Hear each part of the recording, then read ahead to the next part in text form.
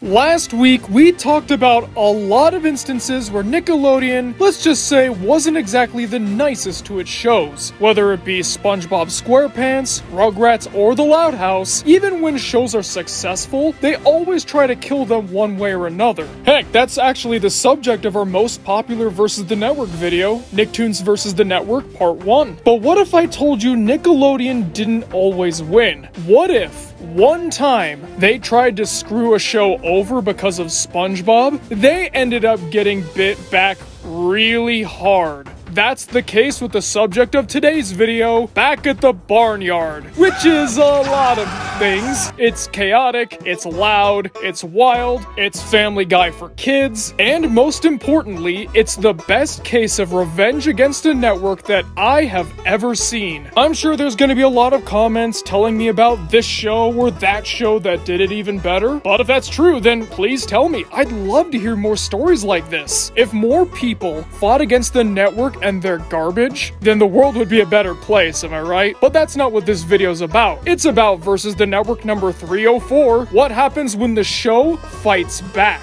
Following the success of 2006's Barnyard, the original Party Animals, Nickelodeon greenlit a show based on the movie called Back at the Barnyard, which would basically, for all intents and purposes, be its own thing. Some characters were removed, some characters were replaced, most events from the movie were completely ignored, and most importantly, its entire style and structure would change. Gone were times where they could have sit-down, serious talks and character growth. It was all about jokes, and even more jokes. To be fair though, a lot of these jokes were actually pretty funny. I mean, come on. Viewer mail? Everyone loves viewer mail. Or how's about the papaya joke? It's just so stupid, but it makes me laugh every time. Or the entire episode of The Chronicles of Barnyard. That is like the best Barnyard thing ever. At first, the network seemed to appreciate the show. It got constant reruns and massive amounts of promotion, even to the point where it got a little bit old. And some people who didn't like the show, most notably classic era Pie Guy Rules. Oh, that show's still on.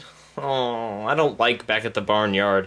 We're not too happy with the show that they didn't really like getting massive amounts of attention, sometimes even as much as something like the Fairly Odd Parents or the Penguins of Madagascar. For the most part though, people were really responding well to the show, but then Nickelodeon got cold feet. We still don't really know why, but come on, it's Nickelodeon, we can definitely guess. It's all about that little fella that lives in a pineapple under the sea. SpongeBob ruins everything! Since ratings weren't exactly matching SpongeBob's high standard that was just about impossible to beat, Nickelodeon told the crew, sorry guys, you get one more season, don't you worry, but after that, we're calling it quits. So what did the people behind Back at the Barnyard do? Did they do what most Nicktoons creators did and just take it because they knew they couldn't do anything to stop it? Nope. Did they do what the creators of Harvey Beaks did and tell everybody their story and then get blacklisted from the industry for a brief period? Nope. What they did was they decided to make their last season not necessarily their best, but their most extreme. Whatever standards they had, whatever boundaries were previously in place, were all gone. See, there was a method to the madness in the original Back at the Barnyard. It could be loud, it could be crazy, but it still had to have some grounding and some restraint. It couldn't be constant madness upon lunacy upon insanity. But then, when Nickelodeon said that there wouldn't be any more episodes after season 2, suddenly, whatever you wanted to put in the show would be just fine. You want massive amounts of cutaway jokes to the point where it would make Family Guy blush? Yeah, sure, go right ahead. Do you want jokes that can stretch up to a minute's worth of time? Yeah, fine, put it in the episode. Do you want an episode where the narrator constantly interrupts what's going on so that he can explain his Back at the Barnyard fanfiction? If you conceive it, you can achieve it. Characterization was never really the focus of Back at the Barnyard, but at least for the most part in season 1, they were relatively consistent. Not consistent with the movie, of course, consistent with the Back at the Barnyard world, which is basically, like I said before, its own thing.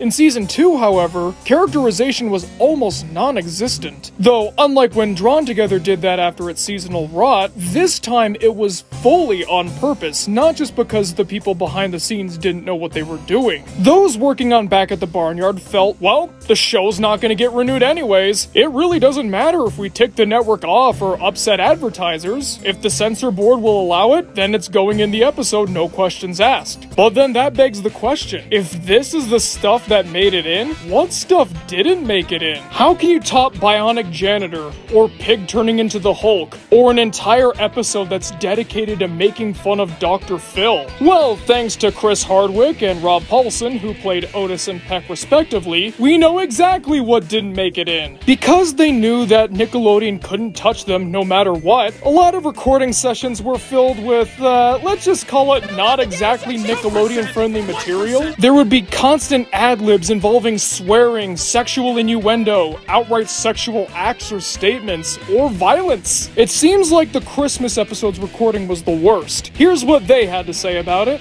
And so a week later, we were recording, and it had just gone off the rails. Yeah.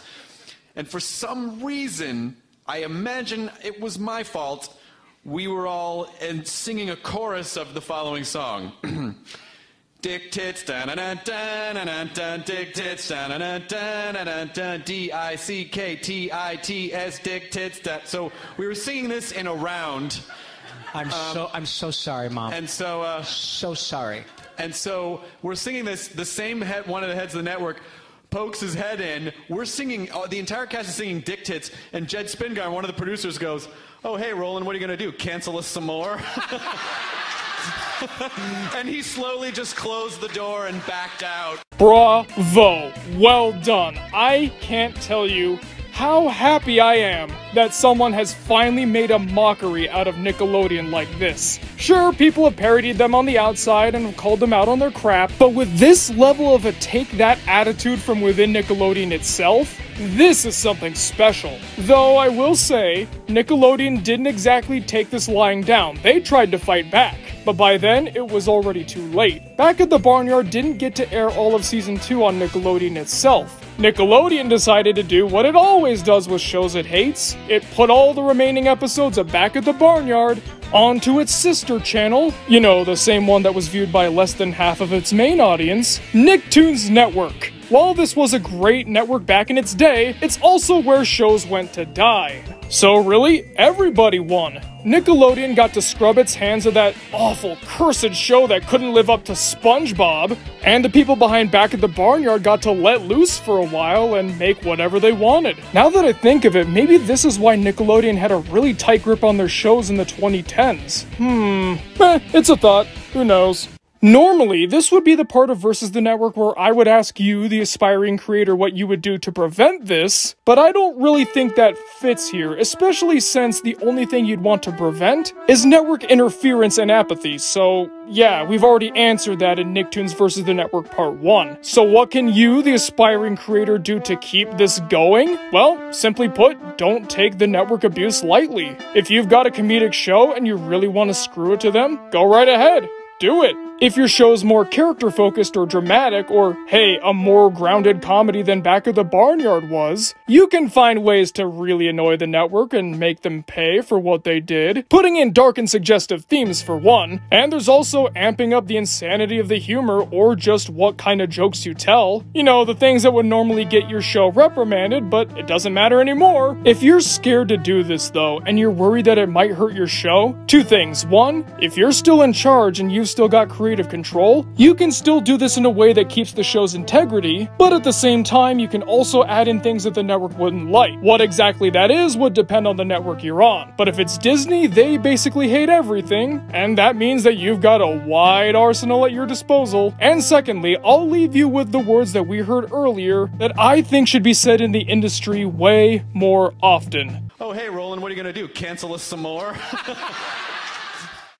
Well, folks, thanks for watching the video. What'd you guys think? What do you think of Back at the Barnyard's approach to sticking it to Nickelodeon? You've already heard what I thought, and that I think they're geniuses, bless them, but I want to hear your thoughts. Comment below and let me know because I'm always excited to hear what you guys have to say. And now it's time to thank our wonderful Patreon friends, starting with our Masters of Fate, Manny Paredes, Kev, Leaf Storm, Ryan Williams, Chan 11, Woody Woo, and MD the Dude.